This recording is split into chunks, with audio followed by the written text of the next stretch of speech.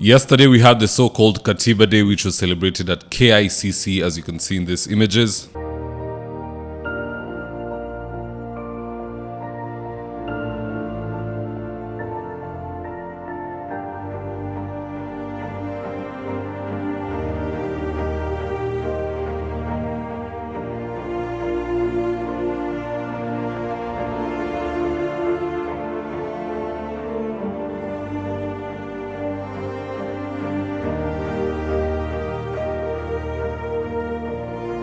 Now in this video I want us to look into what went down at the same event, and so with no further ado, let's get after it. Number 1. Greedy Raila wanted to expand the government further. How so? Well, we already have national and county governments. But Raila now wants an extra government called the regional government, so that we can probably have super governors. For example, Nyeri, Murang'a, Nyandarua, Nakuru and Kiambu will have 5 governors. However, the entire central region will have 1 super governor. Just listening to this speech, which started out so well but ended up in nonsense. Roll the tape. I believe the time has come for the country to relook the whole issue of devolution. Kenya, in my view, is too tiny for 47 devolved units. We are just 5 short of the United States, which is a continent. Nigeria, with over 200 million people, has got 34 plus Abuja. South Africa has got 9 provinces. I won't advocate for abolition of any county, but I believe we are ripe for a 3-tier system that has county, regional, and national government. Yani, instead of collapsing county governments, this guy wants to retain them and create even more seats right above them, dubbed regional governments. Nimeanza kuona that there was a divine reason why Raila lost elections. Hata kama Ruto ni mbaya aje, huyu angekuwa 3 times worse. Right now we are having a very serious burden on the pockets of Kenyans because leaders can't live within their means. We are a third world country with a president who moves with a convoy of 80 vehicles. The Prime Minister of UK moves around with 1 or 2. Others ride bicycles to parliament. Everybody wants a PA. Hata MCA karibuni atapewa PA if they don't already have one. Then you want to go and create super governors with their own offices and staff and budget. So now on that same note, will we also have super senators? Because there has to be someone to oversight you. If governors are oversighted by MCAs and the final verdict is rendered by the Senate, then super governors will be oversighted by regular governors and the final verdict will come from super senators. This is just another mess that Raila wants to create after creating the one year 2010 and ilileta devolution. We devolved corruption, not progress. It is so sad that this is the type of speeches that somebody can be giving during a day which is dubbed Katiba Day. You're just going to rape the constitution. That is not right. Number 2, right in front of Ruto and Raila, Otiende Amolo threw Wetangula under the bus. Here's the tip. And could not sit. Secondly, fortunately for us, both yourself and the Prime Minister were in Parliament. And you are there much longer than me. So if there are things to be known, I'm sure you know them. But more fortunately, I'm here with my Speaker, Session Chair. I hold no leadership position in Parliament. So if anybody is to be crucified, please look for the Honorable Wetangula. Me, I'll give my perspective.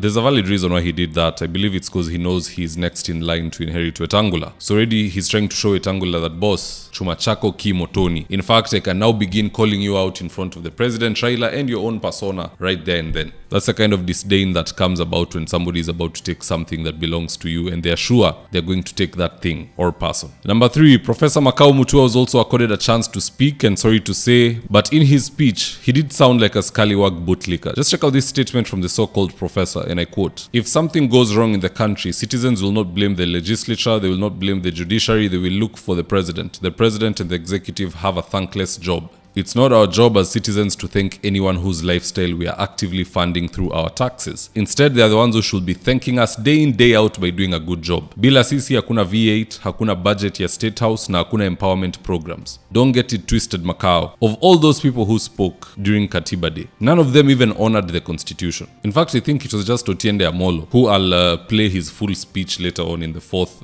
episode of the day, because he did exuberate some brilliance and know-how in regards to the Constitution. Because he gave us the historic issue of the Constitution and the systemic issues of the Constitution. He broke everything down so well. I feel like he's the only one who had a well-prepared speech. Professor Makau, 0. Raila Odinga, even worse. And maybe I'm just being a hater, so let's see what Kenyans on X have to say about what they saw go down on Katiba Day. And I quote, Omwari Mwaniki said, Piga hao risasi ya mguu, wapelekwe hospitalini and wapelekwe kortini. And in this first image he has a character that we all know throwing away the constitution in rage. We have another image from Omari also where Raila is saying even if you give Ruto 100 years there will be no change. Ingine inasema one term, ingine ni ya Professor Makau ameko kwa mfuko ya somebody powerful and he's now saying this is transitional justice. He will compensate you for all that. What exactly is he talking about? The killed people in protests and abductions and so on and so forth. Next comment, Sultan007 said, honoring the constitution requires more than ceremonies. Respect our court rulings, protect devolution, fight corruption. That's the real Katiba Day spirit. Murea Collins said, for you to realize how Ruto has no regard for the 2010 constitution. Today being Katiba Day, he held a political rally at State House where he had Kiambu leaders and later he spent the remaining part of the day at KCC.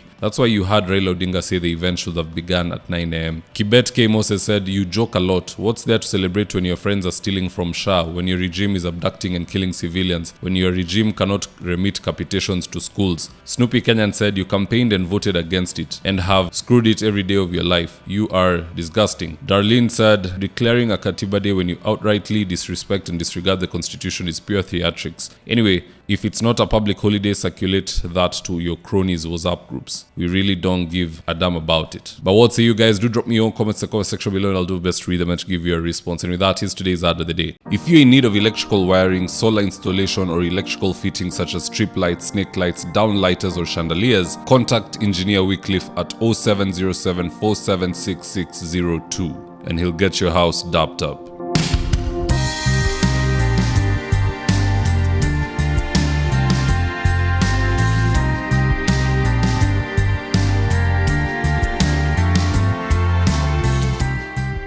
And if you're here for the first time, please go on and hit the subscribe button. If you're watching for a different platform, just head on over to YouTube, search for David Wafula. Hit the subscribe button, you're going to be getting a ton of content of this nature. If politics is something you're passionate about, this is definitely the one channel that you really need to subscribe to.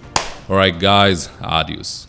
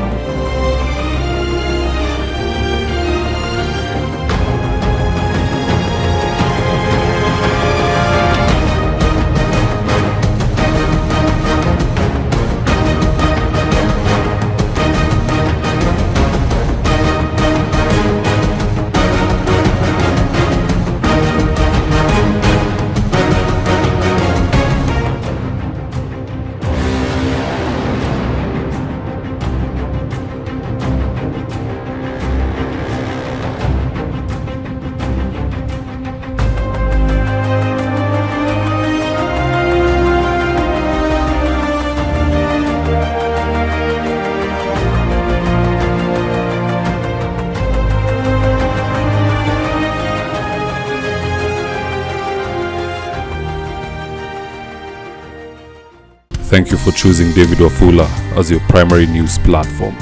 We put countless hours in research, recording, and editing. By showing up each and every day to watch our videos, you encourage us to generate more videos for the viewers. We are on a mission to inform, educate, and build a better tomorrow. To our thousands of followers in a world full of presidents, kings, and queens, you are the real gem. Adios.